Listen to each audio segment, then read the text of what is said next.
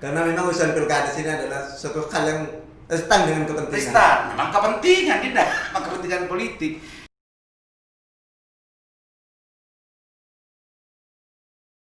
Assalamualaikum warahmatullahi wabarakatuh. Jumpa kembali dengan saya Aliman Haris di acara Sandasan.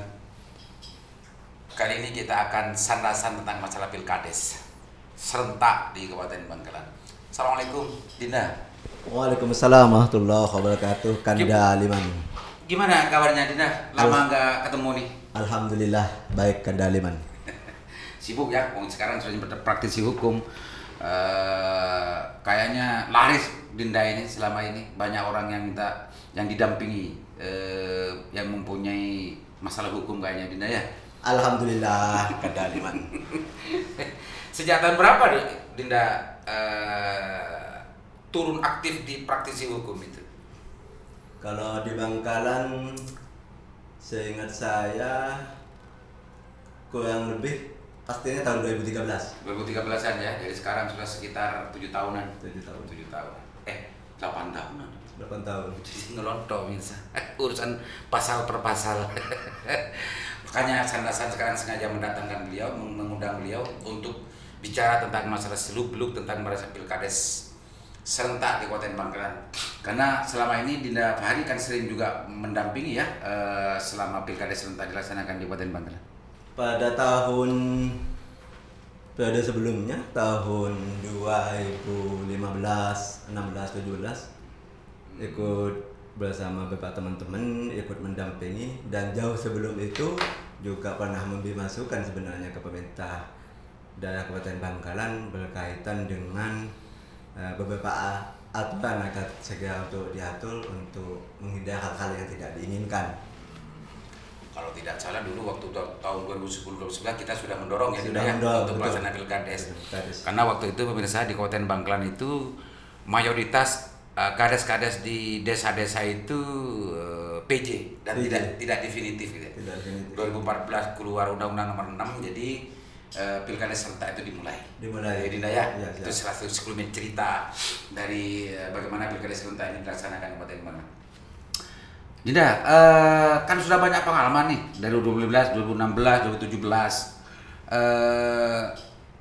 Sekarang ini sebetulnya untuk gelombang kedua ya sekarang ya. Gelombang sebetulnya di Bangkalan ini ada 3 gelombang ya. Periode kedua itu ya. Periode kedua. Apa kira-kira yang menarik menurut Dinda? Sebenarnya kalau dari kemarin-kemarin itu ya tidak ada yang naik ya begitu. Cuman setelah Pergub nomor 89 tahun 2020 itu keluar dan itu sudah disahkan oleh pemerintah Bangkalan dan oleh Pak Bupati. Setelah saya mencoba membaca, itu sebenarnya yang sangat menarik gitu kan. Oh, itu yang membuat menarik. Maka sampai saya beberapa hari terakhir sedikit mencoba membaca dan sebagian saya posting di akun Facebook saya. Ya. Itu menarik ya. Itu yang menarik. Kalau yang aturan di regulasi yang mengatur tentang masalah pilkades serentak untuk periode pertama dulu itu biasa-biasa saja. Karena itu adalah hal yang pertama, walau bukan biasa-biasa ya, tapi sebenarnya pengalaman periode pertama itu yang sebenarnya pada periode yang akan datang yang akan dilaksanakan pada tahun ini yang akhirnya diatur apa yang terbawah di Pergubnya itu. Pengalaman itu sebenarnya dimasukkan di dalam Pergub, tapi ini ternyata setelah saya baca dari sekian beberapa pasal itu malah ini yang sekiranya akan mencoba menjadi permasalahan awal kira-kira begitu. Itu ya, ini orang hukum. Kalau saya kan hanya mengamati dan juga ambil masaknya saja. Oh, dengan kata lain gini Dinda ya, kalau yang periode pertama itu bisa dimaklumi ketika ada trial and error tentang masalah regulasi, ketika itu diterapkan di waktu itu meskipun ada kekurangan dan kelemahan di sana sini itu bisa dimaklumi karena pertama mestinya kelemahan di situ dijadikan pelajaran untuk bagaimana menyempurnakan untuk periode yang kedua. Nah, betul, kira-kira begitu. Itu mungkin kata sederhananya begitu. Sekarang gini Dinda, apa sebetulnya menjadi titik menarik dari untuk secara regulatif ya, karena pelaksanaannya kan belum. Untuk periode yang kedua ini Dinda? Kalau saya melihat dari telah membaca sedikit membaca itu Ya dari catatan-catatan Catatan-catatan kecil saya itu mulai dari Pelmin sampai di Polda nomor 1 tahun 2015 itu yang diubah sebagian karena diubah berarti sebagian pasal tidak semuanya diubah dengan Polda nomor 2 tahun 2020 itu. Mulai dari Pelmin sampai ke Polda tersebut panitia itu hanya ada panitia tingkat kabupaten dan tingkat desa. Panitia ini di catatannya biar pemirsa juga paham, biar saya langsung sama-sama belajar dengan saya belajar. Jadi nomenklatur panitia kabupaten dan panitia pilkada desa. Itu singkatnya P2KD biasanya. P2KD kabupaten, P2KD desa gitu ya. Itu yang dikenal di periode pertama. Dan di Pelmin dan di Perdanya memang begitu. Memang begitu juga. Perdanya juga begitu. Nah sekarang apa yang menarik dari semua itu? Beberapa minggu yang lalu ya di Bangkalan ini setelah muncul di Pelebuk, Pelebuk sudah disahkan, maka karena di Pelebuk itu juga berkaitan dengan mengatur teknis, maka kan ada perintah untuk segera membentuk panitia kabupaten kira-kira begitu. Tetapi di Bangkalan ini bukan panitia kabupaten namanya, Pak. Oh, apa itu Dina? TFKPP apa gitu kan, lupa. Tim apa itu? Tim fasilitator. Tim fasilitator atau apa gitu kan. Tepatnya berubah gitu ya. Berubah. Tetapi memang makhluk yang kalau dikenal dengan Kanda Aliman yang makhluk apa itu namanya tadi yang saya sebut itu adalah disebut panitia kabupaten kira-kira begitu. Penjelasannya. Bukan penjelasannya. Di aturan umum di Pelbub 89 tahun 2020 itu saya buka ya. Coba cek, saya buka. Biar lebih jelas pemirsa. Ada perubahan menurut Pak lawyer gitu ya. Kalau istilah akrabnya Pak Lo yang ini. Ada perubahan nomenklatur. Kalau sebelumnya yang dikenal di regulasi Perda dan Perbub sebelumnya itu adalah P2KD Kabupaten, sekarang ada perubahan nomenklatur. Katanya ada TF apa masih dibuka. Silakan Dina. Ada perubahan nomenklatur. Di pasal 1 bagian umum itu di ayat 12 itu tim fasilitasi pemilihan kepala desa kabupaten yang selanjutnya disingkat TFPKD. TFPKD adalah panitia pemilihan kepala desa tingkat kabupaten. Oh. Kalau dulu kan tidak menyebut istilah nama lain, langsung P2KD kabupaten kan. Ya kalau dulu begitu.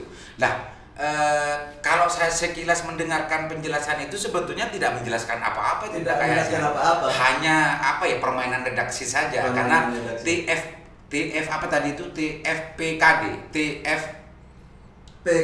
TFPKD itu adalah makhluk yang sama dengan P2KD.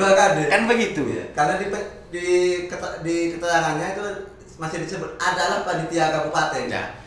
Artinya kalau orang biasa itu kan tidak ada persoalan. Tidak ada persoalan. Kalau orang seperti itu, tapi kalau orang-orang praktisi hukum ini akan menarik. Ada apa di balik ini? Menurut catatan Dinda ini ada apa ketertarikan dari bukan perubahan? Ya dengan ketentuan itu Dinda. Jadi begini, saya ketika ada beberapa teman-teman di masyarakat di bawah itu coba tanya kepada saya, Bang, panitia kabupaten sudah terbentuk apa? Jadi masih walaupun di bawah itu pasti akan tetap terkenal dengan panitia kabupaten.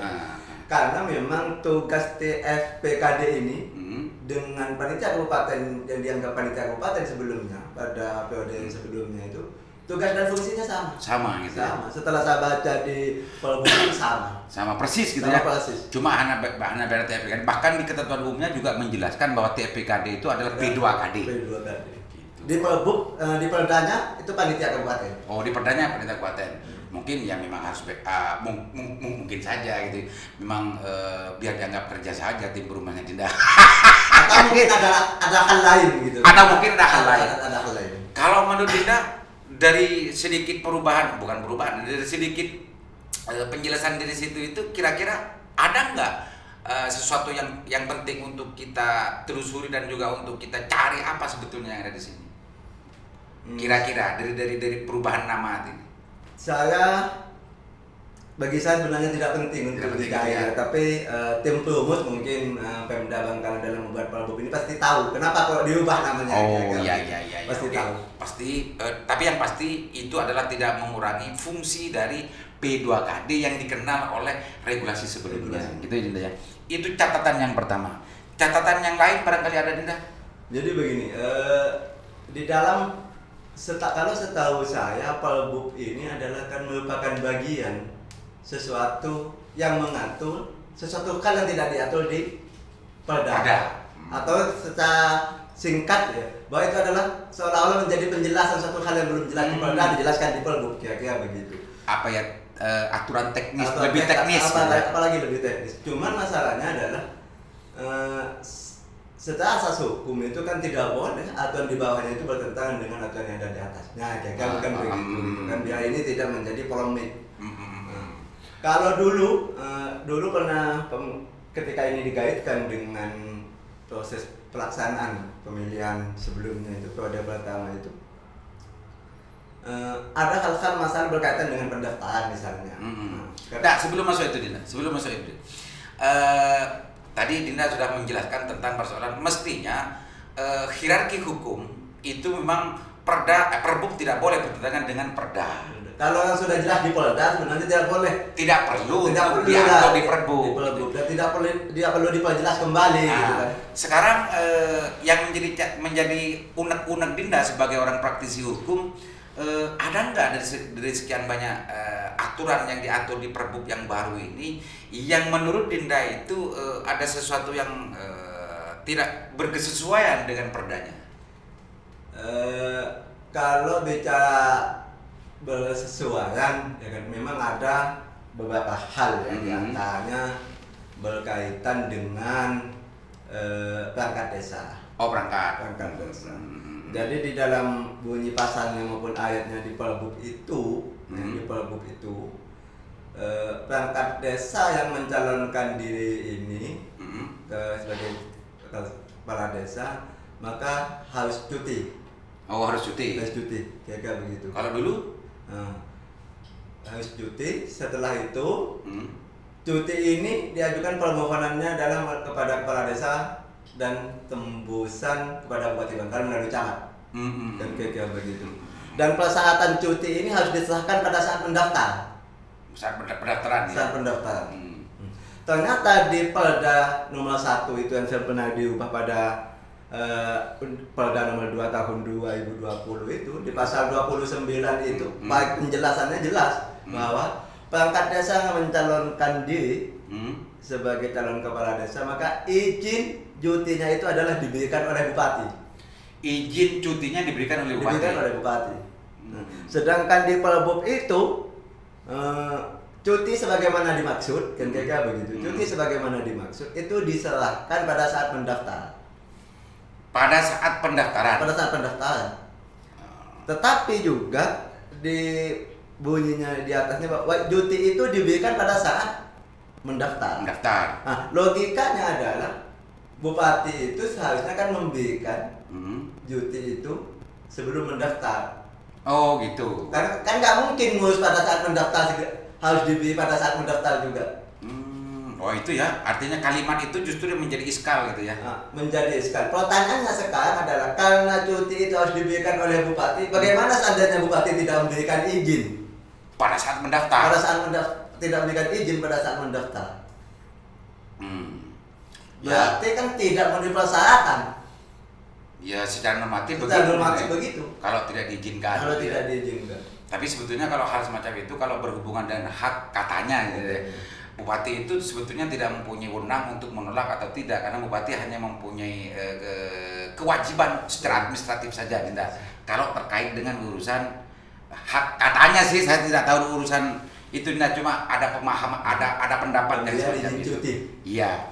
Jadi Pak Bupati itu dalam konteks ini hanya mempunyai tugas administratif. Karena itu menyangkut hak dari seseorang untuk mencalonkan diri, Pak Bupati tidak punya hak untuk menolak terhadap pengajuan cutinya. Pengajuan cutinya. Karena itu menyangkut hak. Itu pendapat seseorang, saya tidak tahu aslinya Dinda. Tapi sebelum kita lebih dalam lagi Dinda, kita saksikan dulu video komersial berikut ini.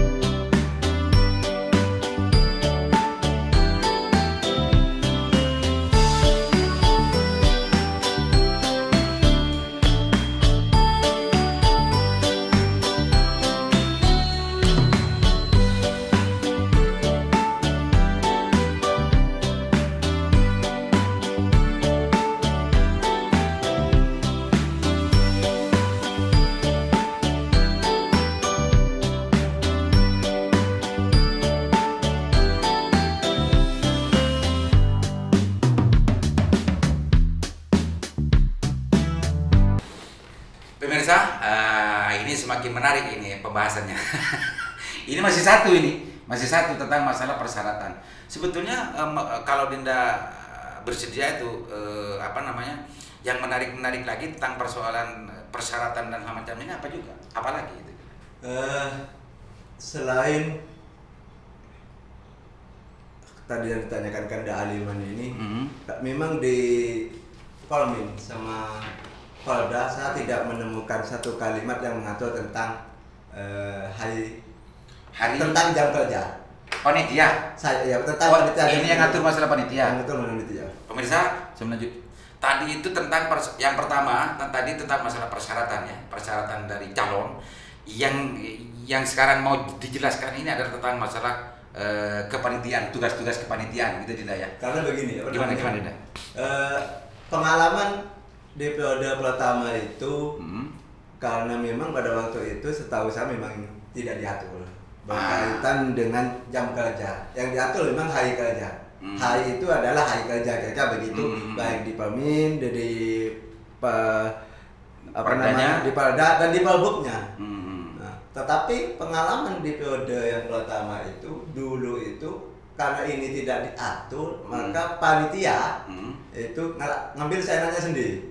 Kadang buka jam 8, orang yang mau mendaftar jam 3 sudah tutup, kira-kira begitu. Oh gitu. Nah, saya berharap sebenarnya saya pernah mengasih masukan berkaitan dengan ini lah. Hal jam kerja ini seharusnya ini diatur di Perbuk.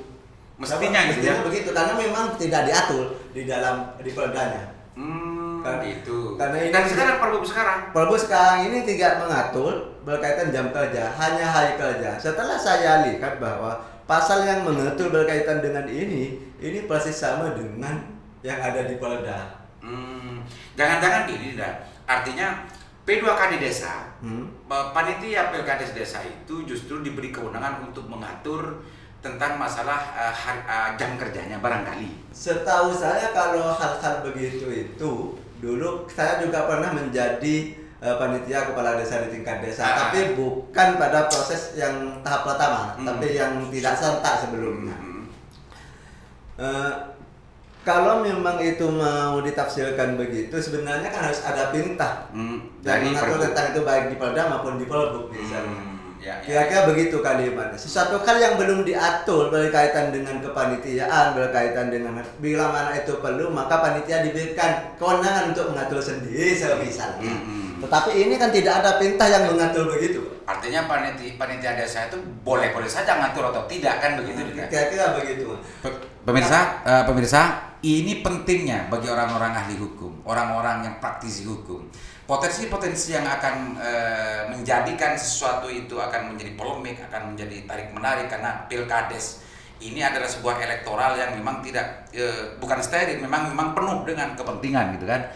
Sehingga peluang-peluang hukum yang sebetulnya yang bisa untuk diyakini untuk menguntungkan terhadap kepentingan salah satu pihak, pastinya itu akan dilakukan gitu kan. Kira-kira begitu. Untuk menutup itu mestinya ini kalau saya mau menangkap penjelasan dari Pak Dinda Fahri, mestinya ruang dan peluang itu harus ditutup oleh Harus aturan. ditutup dengan pelebuk.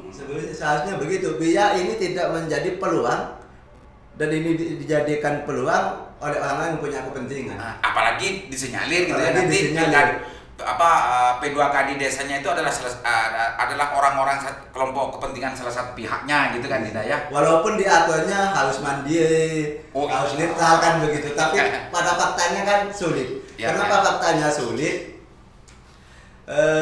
Kebiasaan sepengetahuan saya, misalnya dari awal sudah diketahui calon di pedesa itu ada 3 orang, misalnya kan di desa ini ketahuan, oh si A, si B calon kan. Biasanya dalam pembentukan panitia itu, panitianya biasanya begini, biar ini dianggap tidak rame, biar sama-sama punya orang di kepanitiaan, udah kamu 2 orang, 3 orang, kan biasanya begitu. Oh iya, yang kita dengar dulu begitu, meskipun itu tidak diatur dalam aturan perundangan sebetulnya, Dinda ya. Kalau dilihat dari awal ketika bicara bahwa ini netral, mandiri, sudah kesulitan kan kira-kira begitu.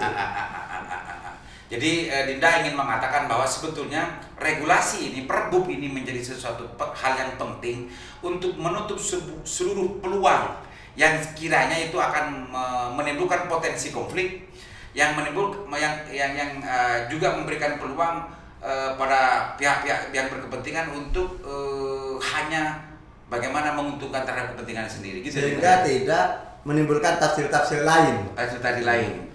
Itu tim perumus dari Perbup penting untuk diperhatikan ini. Ini salah satu saja dari urusan tata kerja dari panitia Tingkat desa. lebih khusus masalah jam kerja. Jam kerja. Barangkali ada catatan lain yang lebih menarik lagi, Dinda? Saya pernah memposting berkaitan dengan dapat kayak gitu ya. Karena Urusan berkas ya? Urusan berkas gitu. Penelitian. Kalau makanya saya posting akhirnya ini bagaimana panitia kabupaten ini ya kan tahu TFKPD ini harus memberikan penjelasan penyatuan persepsi agar panitia di tingkat desa itu tidak memaknai dan tidak menafsirkan lain Atau minimal tidak bingung gitu kan? minimal tidak bingung karena ini adalah yang di Perbup itu adalah pasal 3 itu juga nggak perlu di ayat 2-nya itu adalah dapat. Dapat. Oh ya, dapat. Berarti kalau dapat itu kan nanti akhirnya ditafsirkan ini boleh dilakukan dan boleh tidak dilakukan. Itu menyangkut biar pemirsa juga paham. Itu terkait dengan urusan verifikasi, klasifikasi dan klarifikasi ya. Berkas. Karena kalau di Perdanya itu di Perdanya itu kan kira-kira kalimatnya begini bahwa memang tidak ada kata harus, tidak ada kata harus gitu. Tetapi harus dilakukan klarifikasi kepada lembaga atau pejabat yang berwenang atau yang mengeluarkan. Kira-kira begitu kan. Karena ada setip kira-kira begitu. Tetapi memang ternyata di Perbup kalimat itu lagi diadopsi walaupun ada ditambah tapi substansinya sama. Tetapi ternyata panitia itu dapat. Artinya ditambah kata dapat. Dikata dapat. Pemirsa, biar tidak bingung gitu ya, biar tidak bingung. Yang dimaksud dengan dapat klasifikasi dan klarifikasi gitu ya tentang masalah berkas. Contoh seumpama ijazah calon itu kan berkas persyaratan itu akan diserahkan kepada panitia. Panitia berkewajiban untuk mengklasifikasi kecukupan dan kelengkapan dari berkas persyaratan. Yang kedua mempunyai kewajiban atau tidak mempunyai kewajiban mengklarifikasi keabsahan. Setelah cukup baru berkas yang ada itu diklarifikasi kepada pejabat bahwa ini benar apa tidak keabsahannya. Ini besar karena dalam konteks ini penting. Karena konteks ini tidak menutup kemungkinan syarat-syarat yang dipersyaratkan kepada calon kades dan segala macamnya itu memakai syarat-syarat palsu, gitu kan? Yang diduga palsu, gitu ya. Makanya wajib kira-kira untuk diklarifikasi kepada pejabat yang mengeluarkan. Misal kalau ijazah kita bisa mengklarifikasi kepada kepala sekolahnya atau kepala kadisnya dan macamnya itu Dinda ya. Jadi maksud Dinda ya pejabat yang berwenang. Oh ya, pejabat yang berwenang itu lebih pas jamimaninya begitu. Dan ini yang menjadi kegelisahan Dinda Fahri dalam konteks ini praktisi hukum. Kalau panitia tidak diwajibkan, tapi hanya dengan kata dapat, ini justru bisa saja panitia tidak melakukan klarifikasi. Setelah dianggap klarifikasi persyaratan itu sudah diserahkan, dianggap selesai dan cukup dan disahkan.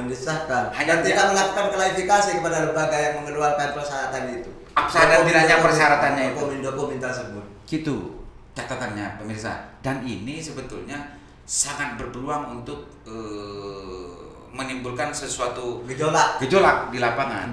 Karena tidak menutup kemungkinan itu bisa dilakukan.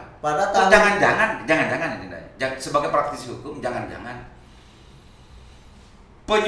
perumusan perbub ini dilaksanakan dengan ketergesa-gesaan atau memang ada sesuatu yang memang disengaja di menurut Dinda? Kecurigaan saya memang karena tergesa-gesa. Karena begini, kenapa saya bilang tergesa-gesa? Walaupun sebenarnya ini sudah ada perbub mungkin karena ada Permen nomor sekian yang berkaitan dengan protokol kesehatan itu akhirnya merubah perbub gitu kan.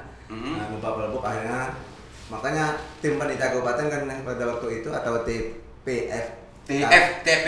PKD karena ini belum segera terbentuk kan masih menunggu perbub kayak untuk menjadi payung hukumnya gitu kan. Nah, kenapa tergesa-gesa? Saya berpikir bahwa ini menjadi bagian dugaan saya tergesa-gesa. Karena memang masa jabatan kepala desa yang kalau yang di media itu 120 kurang lebih yang akan ikut gelombang itu pertama. Jabatan sudah mau habis kira-kira. Oh begitu. Karena kan memang aturannya itu 6 bulan sebelumnya harus dikasih tahu kan kira-kira begitu. Oh ya, dari BPD dan lain sebagainya. Panitia BPD segera membentuk. Bagaimana ceritanya BPD ini mau bentuk panitia kalau payung hukumnya belum ada. Mungkin dengan posisi begini mungkin sedikit tergesa-gesa berumusnya. Ya. Dinda, bukankah dalam konteks ilmu dasar hukum kata dapat dan harus itu memang mempunyai makna yang sangat berbeda? Sepengetahuan saya waktu saya belajar ilmu hukum waktu di kampus dan sampai detik ini pemaknaan yang saya pahami di dalam aturan-aturan itu memang berbeda. Kalau harus itu adalah wajib dilaksanakan, gitu ya? Tapi kalau dapat itu bahasanya boleh dilakukan dan boleh tidak dilakukan kan kira-kira kalau begitu. Dalam usul fik, kalau harus taklifiyahnya itu wajib gitu ya.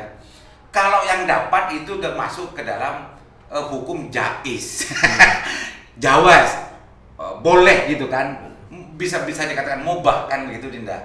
Tadi dalam konteks hukum kalau harus itu ya wajib. Gitu pemirsa. Dan ini masa Dinda sebagai mantan aktivis juga praktisi hukum hanya karena urusan ketergesa-gesaan kalau ini adalah sesuatu dasar. Apakah perumus perbub ini adalah bukan orang ahli hukum kira-kira ya? Saya pikir di Kabupaten Bangkalan itu kan ada kabak hukumnya. Gak mungkin kabak hukum tidak ngerti hukum kan kira-kira. Gak mungkin gitu ya? Gak mungkin lah, gak mungkin. Nah, kalau memang hanya ketergesa-gesaan gitu ya. Ini mengorek gitu ya. Untuk perbub sebelumnya, Dinda, perbub sebelumnya atau perda yang 2015 dan perbub yang dulu yang dijadikan dasar regulasi periode pilkada serentak yang pertama? Setahu saya karena memang di perdanya itu adalah menjadi kewajiban dan perbub yang dulu setahu saya itu semuanya dilakukan klarifikasi kepada lembaga yang berwenang. Tidak seperti dapat. Tidak seperti dapat. Apakah dengan demikian Dinda akan masih panjang mengatakan bahwa ini ada ketergesa-gesaan bukan kesengajaan? Selain ketergesa-gesaan mungkin kalau tidak tergesa-gesa mungkin kurang cermat saja. Kurang cermat gitu ya. Begitu. Urusan pemirsa yang memaknai ini apakah sengaja atau kekurangan cermatan atau ketergesa-gesaan? Pilih mana sendiri pemirsa. Karena kata dapat ini akan berimplikasi luar biasa. Menurut Dinda Fahri, kata dapat di sini juga bisa dijadikan ruang dan peluang untuk bagaimana kepentingan itu bisa menunggangi di situ. Gitu Dinda ya? Karena memang urusan pilkada sini adalah suatu hal yang rentan dengan kepentingan. Memang kepentingan Dinda, memang kepentingan politik.